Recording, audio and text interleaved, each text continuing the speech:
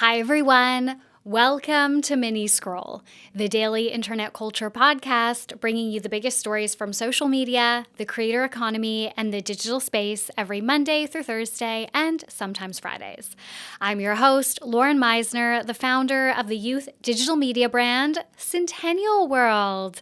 Welcome back to Mini Scroll, everyone. I am back. I am back off the back of our 2-week mid-year podcast hiatus, and it was honestly so good. It felt both 10 minutes long and like 10 years long, which I think is pretty normal. But I'm really excited to be back, and I had a very restful time. I really did. I wore like literally no makeup the entire 2 weeks. It was such a nice break, and I got to do a lot of like business admin stuff that I just like don't really have space or like room for in my schedule, but also like my brain. It was a very good 2 weeks, and I'm very happy that I get to come back refreshed and ready. Before I get into it, please remember to rate, review, and subscribe. We are still trying to get to 10,000 subscribers on YouTube. We are very close. I was hoping we would come back to that, but we have not, sadly. But that's okay. So yes, please remember to rate, review, subscribe, leave us Apple reviews, like all of that. We see all of it. We so appreciate it.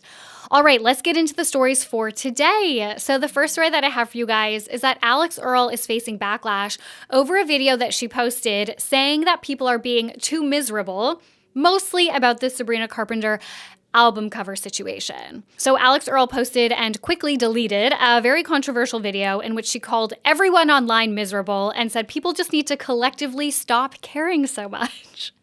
As you can imagine, that went down really well. So she used Sabrina Carpenter's album cover as an example of, quote, everyone being miserable. I'm sure she was also referring to other things she sees on her For You page, but the example she pulled from was Sabrina. So the conversation around Sabrina's album cover is so heated right now. I thought about making it a main story, but honestly, I think that would take actually 10 hours. Like this episode would be so long if I really tried to like unpack all of it. But, you know, no matter how you feel about the album cover, you cannot remove art from the context in which that art was created. And Sabrina Carpenter is an American woman putting this photo out at a time where women in her country are losing their rights all over, right? And violence against women is at an all-time high in so many countries, including here in Australia. And the valid criticisms around the cover, there are a lot of criticisms that I would say are probably not super valid, but there are a lot of valid ones. And the valid criticisms are not necessarily about what she personally meant by it. It's more about how this lands in like the cultural and political context. So people were not having Alix's video. You know, talking about art and music and its impact on shaping culture is important, and it's not people being quote unquote miserable. Again, it doesn't matter where you fall in the Sabrina Carpenter album discourse. The ability for us to have this discourse freely and the ability to understand how impactful art and music and content and all of that can be on society and culture, like that is why people quote unquote care so much. Alix Earle. Yes, a lot of the internet is just hate and is just people being miserable, and the next story that I have is all about that. But if Alix wanted to talk about like trolls or meaningless online hate, like she should have just said that, but using something like the critique or the discourse around Sabrina Carpenter's album cover, you know, as an example of something that everyone's like taking quote unquote too seriously and being miserable over, like that is tone deaf, and that's what people were mad about. People are discussing this for good reason. And I'm not against like aspirational, wealthy influencers like Alix Earle. I follow a lot of them, you know, and you could of course say like they are out of touch. Of course, they're out of touch with reality because of like the circumstances in which they live. I think it's similar to me loving to watch like Real Housewives, right? Like I love watching wealthy, privileged people live out these kind of dream lives, and so many of us do. But I am always shocked when people whose entire job, like Alix's entire job is posting online, the fact that she thought that this was going to land somewhat okay really surprises me. I think the vast majority of us could tell you that even if you feel that way, posting something like that is never going to be received well. And that is what really surprises me. Maybe it shouldn't. I don't know if that's just naive of me. I understand why she might feel that way. Do I think that's privileged and tone deaf and, you know, all of these things? Yes. But like, I understand she may feel that way. But thinking that posting that would be received any other way than just so poorly is what is shocking to me. All right, the next story that I have for you guys, this is like two stories basically in one that I'm combining related to creators getting a bit of vindication against their trolls. So first, Australian influencer Indy Clinton has revealed over the weekend that she hired a private investigator to find the source of some really aggressive online hate that she's been receiving. She said the private investigator she hired turned in a 64-page document to her filled with findings related to her being trolled, harassed, and defamed online. She said most of her trolls actually live in Melbourne, and she has tons of details on them, like their names, their ABNs, their doctors' names, details of their tattoo designs, and even where they gave birth. Because a huge portion of these trolls, she has found out, are actually mothers themselves. So Indy Clinton is a bit of like a family vlogger, and that is a criticism all on its own, okay? We talk about family vlogging all the time. So the fact that she's posting her children aside, you know, the amount of hate that some of these really big creators get is absolutely unhinged. And we know that, you know, we've done episodes on like snark Reddits and all of that. Like, that is no surprise. So here's what she had to say. Do you know what's funny? Well, maybe not that funny, but I think it's kind of funny. So this week, you know how I told you I kind of scaled these people, like from like how much you troll me to like the worst troll ever. So the ones that like kind of were here, you know, like they still continues to troll me, but they're not like at the top at the end of the scale. So I engage with their platforms this week. Like some I would follow, some I would like a TikTok video, some I would, do you know what I mean? Like I did little things to let them know that I know who they are, just to kind of be like, babe, you have an opportunity to come forward and publicly, no, okay, not publicly, but to formally apologize to myself. Like I will forgive you even though I'm sorry it's embedded into you. But if you actually own your words and be like, I'm so sorry, I don't know what went on with me. I had a fucking fart. I had a brain fart and I've been trolling you for 2 years. I'm so sorry. You know, I feel like I would find it in my heart to forgive you because I am such a empathetic person. Okay, and then in a similar vein, there has been a little bit of a war won against the influencer hate blog, and yes, I'm going to call it that, Tattle Life. Tattle Life was founded in 2018, and it's a blog dedicated to basically talking shit on influencers. It's similar to snark Reddits, but I'm going to say it's like if you can think of the worst snark Reddit that you have ever been on, that is what that whole website is like, okay? It is like Trishy Land times 1,000, and that is like the entire website. So on Tattle Life's About Us page, this is what they say. Tattle Life is a commentary website on public business social media accounts. We allow commentary and critiques of people who choose to monetize their personal life as a business and release it into the public domain. We have a zero tolerance policy for any content that is abusive, hateful, harmful, and a team of moderators online 24/7 to remove any content that breaks our strict rules, often in minutes. If you guys have been following any of the discourse around Tattle Life, then you know that last sentence is not necessarily true, okay? I mean, I don't know how it could be. If you go on Tattle Life, like almost every single thing there is so hateful, negative. And then they go on to say, influencer marketing is insidious. It revolves around people that occupy the space between celebrity and friend to stealthily sell, when in reality, it's a parasocial relationship. Studies have shown people's brains find it hard to place social media influencers. They share the most intimate and emotional parts of their life, making themselves seem accessible so many people believe they're a close friend. Influencers actively encourage followers to feel like a friend and part of their family as it's more powerful to sell to. In reality, social media influencers have a one-way relationship. I wasn't going to read the whole thing, but I need to keep reading because it's kind of unhinged. When an influencer posts, quote, any suggestions where to stay in Paris, they do so hoodwink their followers into thinking they care what they have to say to foster the faux friend relationship. And main reason is to get brands to reach out to offer cash and freebies to advertise. Can you really trust social media influencers to give impartial and honest opinions once money is involved? Reminder, this is on the About Us page, okay? Influencers are said to affect people's body and mind far more than celebrities and friends because they spend their whole lives posting what may at a glance, I think they mean to say, may look like authentic content when it's nothing of the sort. Beauty magazines have in the past been blamed for their toxic effects on people. The effects of influencers is far deeper and more extreme, but any negative opinions on them is routinely deemed unacceptable as it's a real person who has blurred the lines between business and private life. Okay, like keeps going on. Are there valid things in that statement on the About Us page? Sure, there are. Like, we talk about a lot of those things on this podcast, the parasocial relationships, shady influencer practices. We talk about how a lot of criticism that we put forward towards influencers, they just kind of have to brand it as hate because they get so much feedback all the time. And I really do believe like it is partially their brains like protecting them from that much ongoing feedback at all times. But yes, like there are things in here, sure. The way that this is written is absolutely unhinged, in my opinion.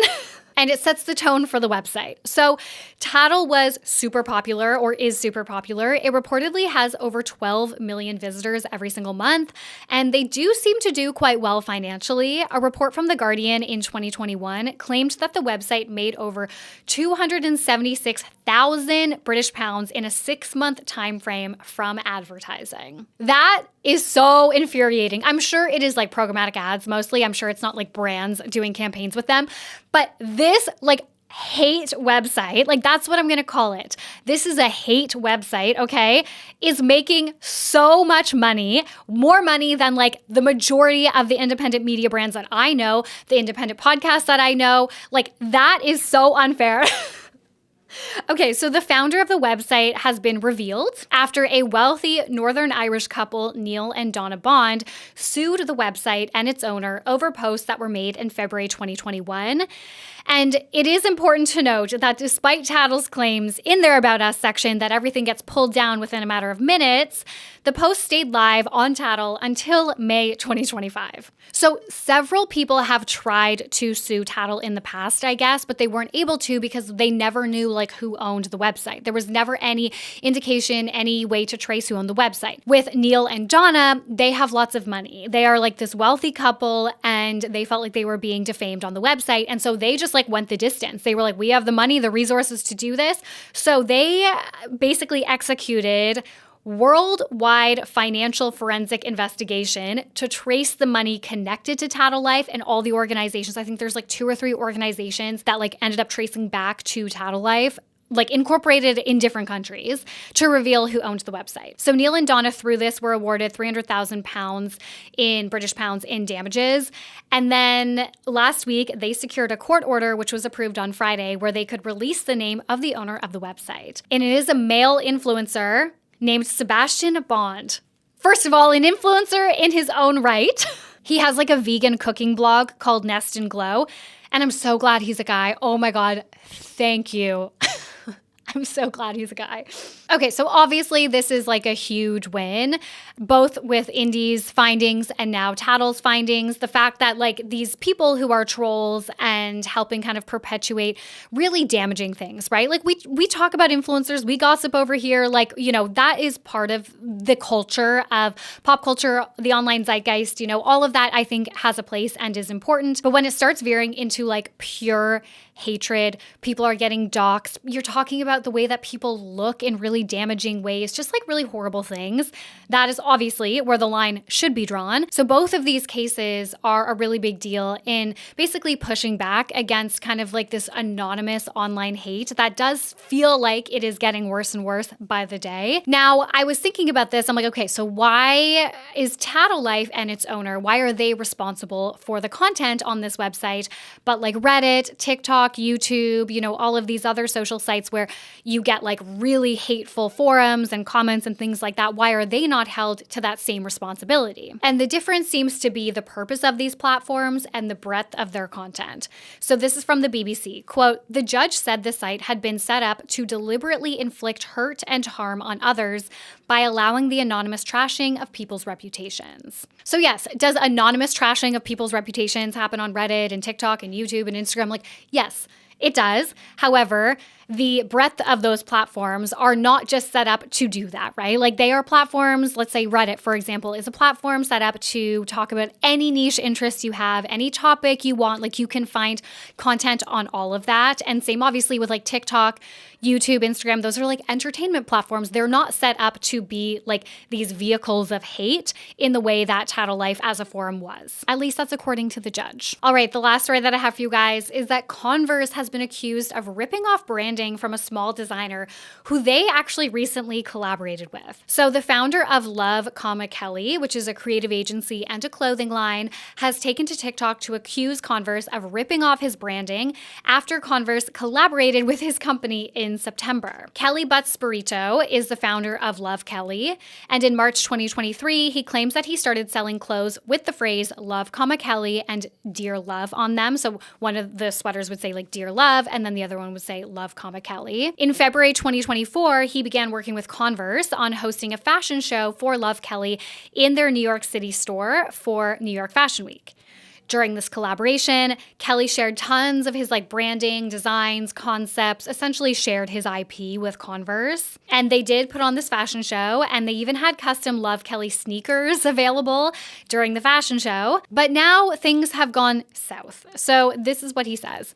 In February 2025, 1 year after our initial meeting and 5 months after the runway show, Converse added Love, Chuck to their Instagram bio to launch a new marketing campaign run by the Converse partnerships team promoting their Chuck Taylor sneakers. Their subsequent posts include the words Dear Insert Name and Love, Chuck, which had never appeared in any prior Converse marketing. Even the handwritten style is similar to what I had shown the partnerships team, and a similar font is used in Converse's rendering of the word Love, He shares other examples of how Dear Insert Name and Love, Chuck is used across Converse's branding. Says obviously this bears similarity to his work. So he made this video talking about it, and then he said, Converse has since removed Love, Chuck from their Instagram bio, which may indicate an awareness of an attempt to distance themselves from their blatant creative imitation. This is pretty wild. Everyone is on his side. Not everyone, I'm sure, but the temperature in his comment sections across these two videos, people are very much on his side.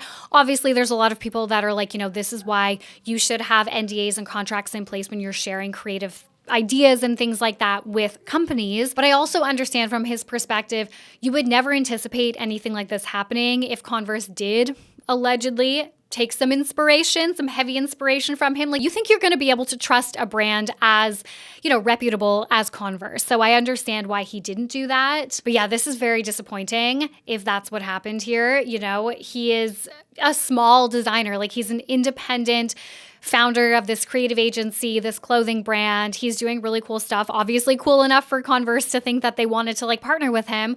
And then to see something like that, I can't even imagine how disappointing that would feel. And it's one of those situations where it does feel like maybe nothing can be done.